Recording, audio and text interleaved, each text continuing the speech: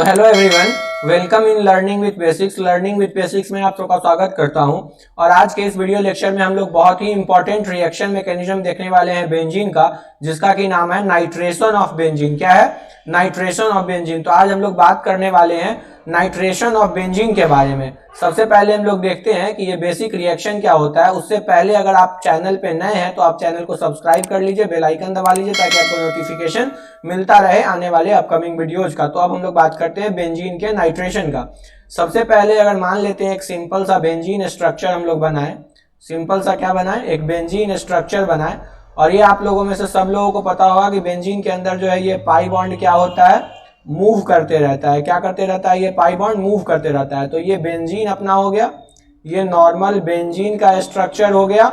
और इसका रिएक्शन मान के चलो हम लोग करा देते हैं कंसंट्रेटेड HNO3 से। किसके साथ? कंसंट्रेटेड HNO3 और कंसंट्रेटेड H2SO4। किसके प्रेजेंस में इसका रिएक्शन कराते हैं? कंसंट्रेटेड HNO3 और कंसंट्रेटेड H2SO4। यही इसका क्या है? रिएजेंट सब है, ठीक है। और टेम्परेचर रखते हैं 50 से 60 डिग्री सेंटीग्रेड।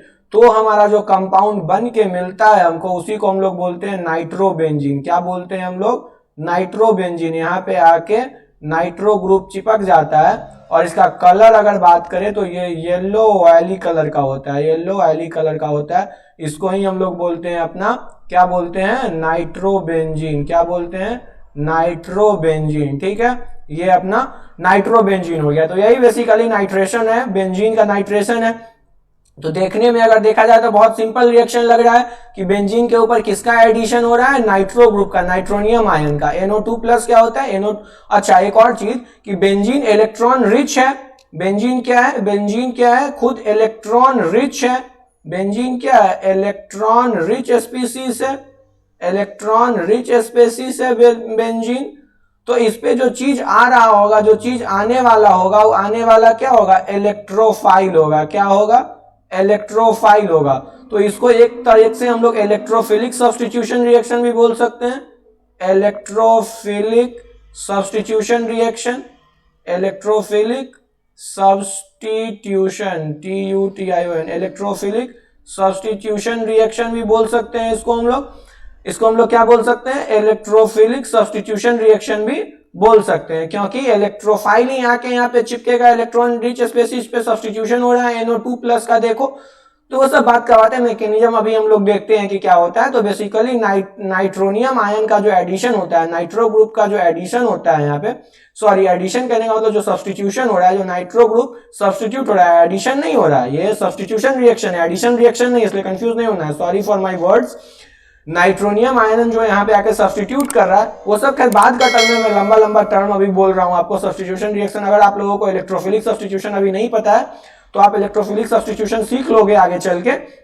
उसके वीडियोज भी आपको चैनल पर जरूर मिल जाएंगे। अभी अगर अवेलेबल नहीं होंगे तो बाद में अवेलेबल हो जाएंगे, या फिर अवेलेबल होंगे तो भी कोई बात नहीं। जब आप देख रहे होगे तब शायद अवेलेबल हो या ना भी हो, तो अवेलेबल जरूर हो जाएंगे चैनल पे वीडियो उसके भी, इलेक्ट्रोफिलिक सब्स्टिट्यूशन के। अभी फिलहाल न्यूक्लियोफिलिक एडिशन वगैरह के अवेलेबल है, फिशर स्टेरिफिकेशन ये सब के अवेलेबल है। और ये वीडियो अब आप कब देख रहे होगे उस पर डिपेंड करता है। अगर अभी देख रहे होगे तो अवेलेबल नहीं है, बाद में देख रहे होगे तो शायद अवेलेबल हो जाएगा इलेक्ट्रोफिलिक सब्स्टिट्यूशन रिएक्शन भी, ठीक है। तो तब का बात करते हैं। अभी फिलहाल हम लोग बेंजीन के नाइट्रेशन का बस बात कर रहे हैं। तो हमको क्या पता चल रहा है कि एक नाइट्रो ग्रुप आके इसमें जुड़ जा रहा है, इस बेंजीन में, ठीक है। अगर नाइट्रो ग्रुप आके जुड़ा होगा तो आप ध्यान से देखो, यहाँ पे क्या होता है? CH होता है, CH डबल बॉन्ड CH होगा। तो पक्का हाइड्रोजन निकल रहा होगा, तभी तो कार्बन 4 बॉन्ड, अभी भी 2 बॉन्ड डबल बॉन्ड है, एक सिंगल बॉन्ड, मतलब हाइड्रोजन निकला, नाइट्रो ग्रुप आके जुड़ा, इसलिए हम लोग सब्स्टिट्यूशन बोल रहे हैं। क्या हो रहा है? रिप्लेसमेंट हो रहा है। क्या हो रहा है?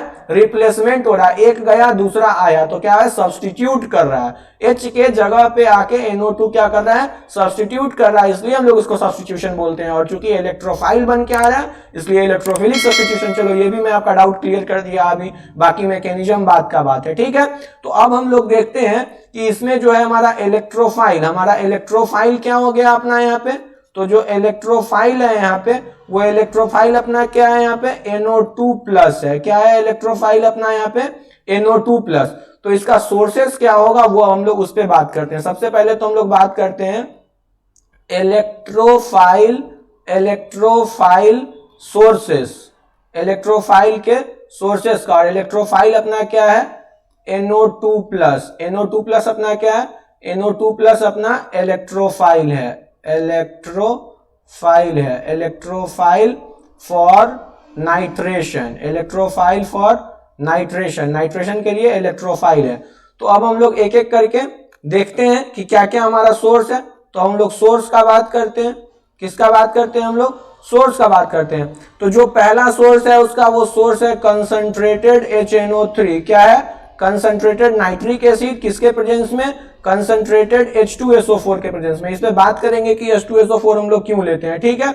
जो दूसरा सोर्स है इसका, अगर इसको A बोल दे तो इसको B बोलते हैं। जो दूसरा सोर्स है उसका वो सॉलिड N2O5 नाइट्रोजन डाइपेरिऑक्साइड, ठीक है, ये सॉलिड फॉर्म में होता है, ठीक है।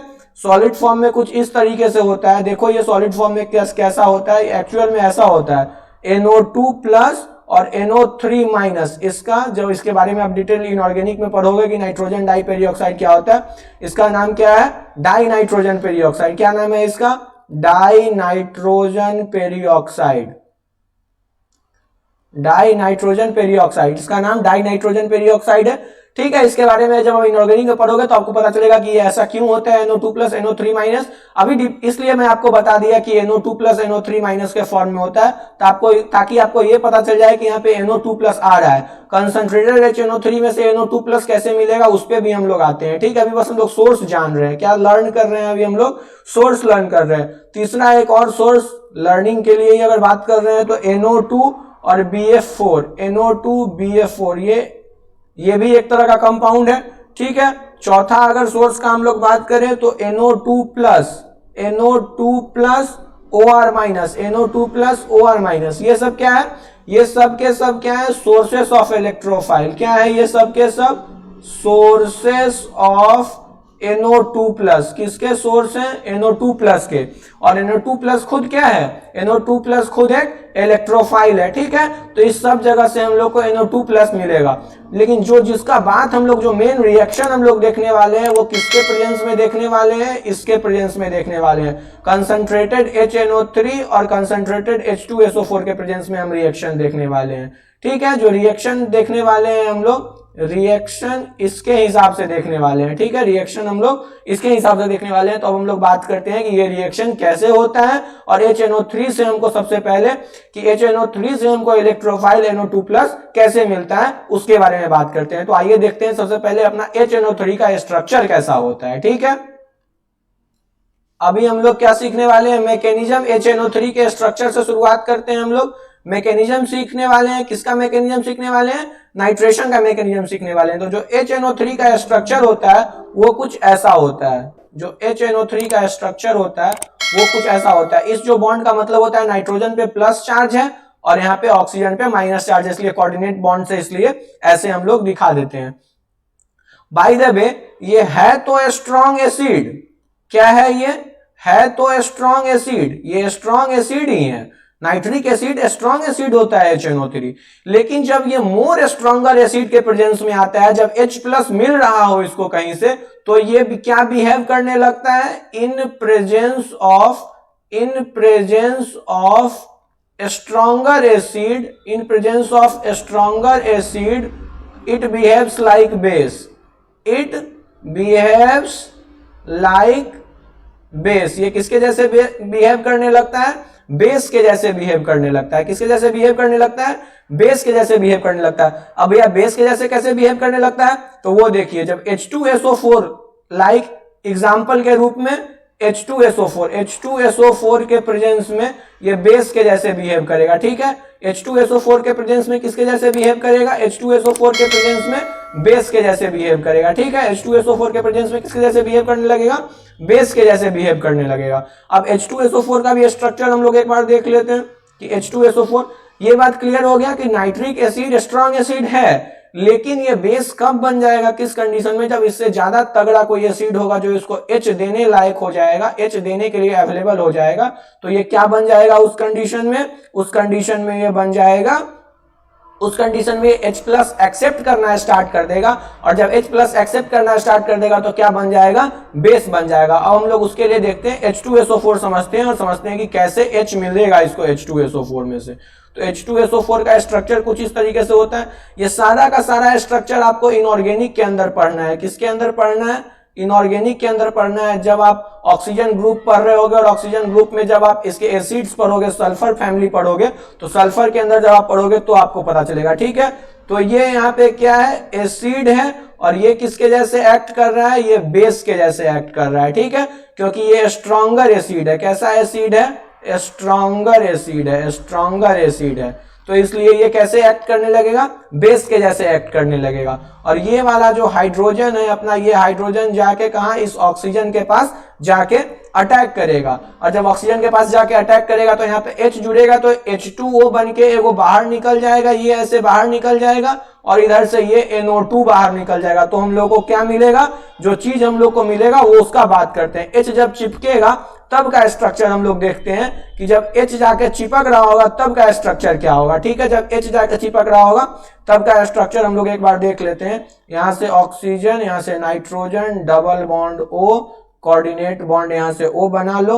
यहाँ पे ये ऑक्सीजन है, ये H, और ये भी H यहाँ पे चिपक गया, और ऑक्सीजन पे क्या डेवलप हो गया, पॉजिटिव चार्ज डेवलप हो गया। अब ऑक्सीजन पे चूंकि पॉजिटिव चार्ज डेवलप हो गया है, तो इसलिए ऑक्सीजन पे जब पॉजिटिव चार्ज डेवलप हो गया है तो ये बॉन्ड यहां से टूटेगा, ये इलेक्ट्रॉन लेके अपना पानी बाहर निकल जाएगा, और जो चीज बनेगा वो H2O, जो चीज बनेगा H2O प्लस NO2 प्लस बनेगा, ठीक है। क्या बनेगा, NO2 प्लस, और यही अपना क्या है, इलेक्ट्रोफाइल है। क्या है, इलेक्ट्रोफाइल है। क्या है, यही अपना क्या है, इलेक्ट्रोफाइल है आपका। अब की बात, तो अब यही इलेक्ट्रोफाइल जो है सो किस पे जाके अटैक करेगा, बेंजीन ग्रुप पे अटैक करेगा, और बेंजीन इलेक्ट्रॉन रिच स्पेसीज है। तो बेंजीन जब इलेक्ट्रॉन सबसे पहले ये आप लोगों को एकदम अच्छे से ये स्लाइड क्लियर हो गया कि कैसे नाइट्रोनियम आयन कैसे बन रहा है। इसका नाम अगर दे दे तो इसका नाम क्या होता है, नाइट्रोनियम आयन। क्या नाम होता है इसका, नाइट्रोनियम आयन। क्या नाम है इसका, नाइट्रोनियम आयन। तो नाइट्रोनियम आयन कैसे बनता है ये समझ गए।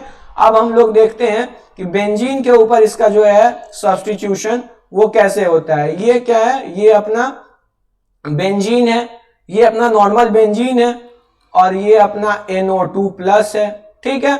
अब ये क्या देखेगा, ये देखेगा कि यहाँ पे बहुत सारा ये इलेक्ट्रॉन रिच स्पेसीज है, इलेक्ट्रोफाइल का तलब होता है इलेक्ट्रॉन रिच स्पेसीज के पास जाके चिपकने का, तो ये जाके चिपक जाएगा महोदय। और ये जब चिपकेंगे तो ये जो प्रोसेस होता है, ये प्रोसेस स्लो होता है चिपकने का प्रोसेस, और इसको हम लोग RDS बोलते हैं। और इस कंडीशन में जब ये जाके वहां पे चिपकेगा तो पॉजिटिव चार्ज यहाँ पे डेवलप होगा। क्या डेवलप होगा यहाँ पे, पॉजिटिव चार्ज। ये NO2 आके यहाँ पे जुड़ जाएगा, और यहाँ पे एक हाइड्रोजन ऑलरेडी पहले से अवेलेबल था, अब तो पाई बॉन्ड रहेगा ही नहीं। तो अब क्या होगा, ये पाई बॉन्ड डिसलोकेट करता है पूरे बेंजीन में। ये आप लोग रेजोनेंस इफेक्ट में पढ़े होइएगा कि जब कार्बन के ऊपर बेंजीन रिंग में प्लस चार्ज आ जाता है तो किस तरीके से वो डिसलोकेट करता है, ठीक है। ये पहला स्टेप हो गया। अब इसके बाद ये RDS वाला स्टेप है, RDS में इस तरीके से होगा, प्लस पूरे में डिसलोकेट करेगा, और फाइनली क्या होगा, हाइड्रोजन को किक आउट कर देगा। फाइनली क्या होगा, हाइड्रोजन क्या कर देगा, फाइनली हाइड्रोजन का H+ का रिमूवल हो जाएगा यहाँ से। और ये प्रोसेस H+ का जो रिमूवल होता है, ये प्रोसेस फास्ट होता है, और तब जो है सो हम लोग को नॉर्मल अपना क्या मिल जाएगा, नॉर्मल हम लोग को अपना नाइट्रोबेंजीन मिल जाएगा। क्या मिल जाएगा, नॉर्मल नाइट्रोबेंजीन। क्या मिलेगा, नॉर्मल नाइट्रोबेंजीन। और ये प्रोसेस क्या होता है, ये फास्ट होता है, ठीक है। तो पहला हम लोग सीख लिए कि कैसे NO2 प्लस आया इलेक्ट्रोफाइल यहाँ पे इलेक्ट्रॉन रिच स्पेसीज पे, और स्लो होता है प्रोसेस, और आके यहाँ पे चिपक गया, उसके बाद प्लस का क्रिएशन हुआ, और प्लस किस तरीके से मूव करता है ये जनरल ऑर्गेनिक केमिस्ट्री का चीज है, और इसको आप लोग ऑलरेडी पढ़ चुके हैं, ताकि उस स्टेप्स को मैं यहाँ पे नहीं दिखाया हूं कि किस तरीके से पूरे में प्लस जो है सो मूव करेगा, वो एक एक स्टेप बनाना पड़ता है यहाँ पे। इसलिए तो यहाँ पे नॉर्मल ये समझ में आपको आ गया कि ये प्लस पूरे में जो है सो पूरे राउंड अप मूव करेगा हर जगह यहाँ पे, और उसके बाद फाइनली फिर यहाँ पे जब आएगा तो हाइड्रोजन को किक आउट कर देगा, ठीक है, और डबल बॉन्ड बना लेगा। तो किस तरीके से, और इसको रिंग के फॉर्म में भी दिखाते हैं हम लोग। तो ये हो गया, और प्लस क्या बनेगा, और प्लस क्या देगा, H2SO4। HSO4 माइनस पहले से अवेलेबल था, HSO4 माइनस पहले से अवेलेबल था हम लोगों के पास, देखो यहाँ पे जब ये निकलेगा इसमें से, जब ये ऑक्सीजन यहाँ से निकलेगा तो ये क्या दे देगा, यहाँ से ये दे देगा HSO4 माइनस दे देगा। क्या दे देगा, HSO4 माइनस दे देगा यहाँ से H निकलने के बाद। यही H ने जाके यहाँ पे चिपका है तो फिर H2O और NO2 प्लस मिला था। अब इसी H प्लस में क्या है, वही HSO4 माइनस में क्या है, H मिलके H2SO4 बना लेगा। ठीक है, तो यही अपना नॉर्मल सा क्या था, साधारण सा रिएक्शन था जिसमें हम लोग को नाइट्रोबेंजीन मिलता है और H2SO4 वापस से मिल जाता है और कंसंट्रेटेड HNO3 में से H2O बाहर निकल गया और NO3 में से H2O तो उधर निकल गया और इधर NO2 आके जुड़ गया। तो ओवरऑल जो बेसिक कंसेप्ट रिएक्शन का था वो अभी भी यहीं पे लाई कर रहा है कि कैसे नाइट्रोजन का हम लोग एडिशन करते हैं और नाइट्रोजन ऐड हो जाता है। तो यही बेसिकली नाइट्रेशन था बेंजीन का, यही हमारा क्या था बेसिकली, नाइट्रेशन था बेंजीन का। इसमें कुछ रिमार्क्स हैं जो मैं आपको ओरली बता देता हूं, आप समझ लो कि अगर टेम्परेचर और ज्यादा इंक्रीज करोगे, कंटिन्यू अगर चाहोगे, मान के चलो अभी भी तो इसमें आके इलेक्ट्रोफाइल आके अटैक कर सकता है,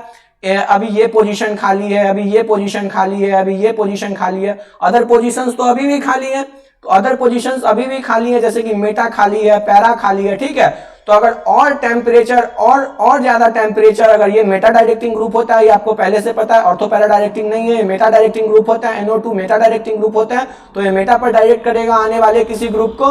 तो अगर फर्दर नाइट्रेशन हम लोग कराना चाह रहे हैं तो हम लोग टेम्परेचर को और ज्यादा इंक्रीज करेगा, क्योंकि अब फेवरेबल नहीं है। ओवरऑल NO2 जो होता है सो एक डीएक्टिवेटिंग ग्रुप होता है। तो अगर हम फर्दर नाइट्रेशन चाहते हैं, अगर फर्दर नाइट्रेशन हम लोग चाह रहे हैं तो फर्दर नाइट्रेशन के लिए क्या करना पड़ेगा हम लोगों को, फॉर फर्दर नाइट्रेशन, अगर हम लोग फर्दर नाइट्रेशन चाह रहे हैं तो फर्दर नाइट्रेशन के लिए हम लोगों को टेम्परेचर को और इंक्रीज करना पड़ेगा। जैसे कि एग्जाम्पल के रूप में आप समझो, ये है, ये अपना नॉर्मल बेंजीन है और इस बेंजीन पे नाइट्रो लगा हुआ है, तो ये एक नाइट्रो बेंजीन हो गया।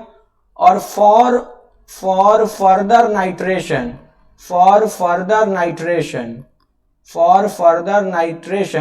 जो टेम्परेचर होना चाहिए, वो टेम्परेचर का वैल्यू कितना होना चाहिए, 60 से 90 डिग्री सेंटीग्रेड होना चाहिए। कितना होना चाहिए, 60 से 90 डिग्री सेंटीग्रेड होना चाहिए। और ऐसे पहले कितना था, 50 से 60 था। अभी करने के लिए हमको कितना चाहिए, 60 से 90 डिग्री सेंटीग्रेड चाहिए। और वही रिएजेंट, वही कंसंट्रेटेड HNO3 और कंसंट्रेटेड H2SO4। तो ये मेटा डायरेक्टिंग ग्रुप है, तो ये क्या बना देगा, ये देखो ऐसा कंपाउंड बन जाएगा NO2 और यहाँ पे भी NO2 आके लग जाएगा। ठीक है, ये सॉलिड येलो होता है, वो वैली येलो वैली था, और ये सॉलिड येलो होता है। कैसा येलो होता है, सॉलिड येलो होता है। कैसा येलो होता है, सॉलिड येलो होता है। तो ये भी सीख लिए हम लोग, ये हम लोग सीख लिए कि कैसे होता है। ये हाईलाइट करके पॉइंट देके लिख लो। ठीक है, दूसरा एक और चीज अब हम लोग देखते हैं, एक और एग्जांपल इसका देख लेते हैं हम लोग।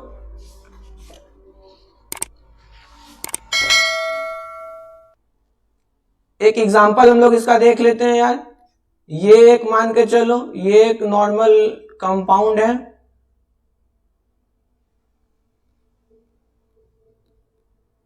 ये एक नॉर्मल कंपाउंड है, इसका नाम क्या है, एनिसोल। क्या बोलते हैं इसको, एनिसोल। और इसका रिएक्शन जब आप कंसंट्रेटेड HNO3 और कंसंट्रेटेड H2SO4 के साथ कराते हो तो क्या मिलता है वो हम लोग देख लेते हैं। और ये जो ग्रुप होता है ना, OCH3 जो ग्रुप होता है, वो OCH3 ग्रुप क्या होता है, ये ऑर्थो पैरा डायरेक्टिंग ग्रुप होता है। क्या होता है, ऑर्थो पैरा डायरेक्टिंग ग्रुप होता है। तो एक कंपाउंड ऑर्थो पे जाके नाइट्रो लगेगा और एक कंपाउंड जो बनेगा वो पैरा पे आके लगेगा। ठीक है, तो ये एक इंपॉर्टेंट रिएक्शन है इसका, नाइट्रेशन ऑफ बेंजीन का। OCH3 एक बार नाइट्रो यहां लग गया और दूसरा, इसको थोड़ा सा सुंदर डायग्राम में बना देता हूं, ये ज्यादा अच्छा डायग्राम नहीं बन पाया। डिजिटल पेन ही तो है यार, मतलब नॉर्मल लीड है, हो जाता है गड़बड़। ठीक है, तो ये एक, अब थोड़ा सा शायद पहले से बेटर होगा। ये OCH3 और नाइट्रो एक बार यहाँ पे आके लग गया और एक और कंपाउंड हम लोग को मिलेगा। वो इस बार क्या होगा, इस बार जो नाइट्रो है वो नीचे आके लग जाएगा। कहाँ आके लग जाएगा, पैरा पोजीशन पे आके लग जाएगा। कहाँ लग जाएगा, पैरा पोजीशन पे लग जाएगा। ठीक है, तो दो कंपाउंड मिलेगा हम लोग को, एक ये और एक ये। तो ओवरऑल यही अपना क्या था, नाइट्रेशन बेंजीन का नाइट्रेशन, तो इसके लिए सीख लिए। फर्दर बेंजीन के और रिएक्शंस के लिए या फिर अदर केमिकल रिएक्शंस के लिए चैनल के साथ बने रहो। चैनल को सब्सक्राइब जरूर करो, दोस्तों के साथ जरूर से जरूर शेयर करो। आप और नाइट्रेशन के जहां कहीं भी क्वेश्चंस आपको मिलते हैं आप क्वेश्चंस लगाओ, ठीक है। तो नाइट्रेशन के मैकेनिज्म को देखने के लिए आपका बहुत बहुत धन्यवाद। वीडियो के साथ बने रहिए, चैनल के साथ बने रहिए। Thank you so much for watching this video. Thank you once again.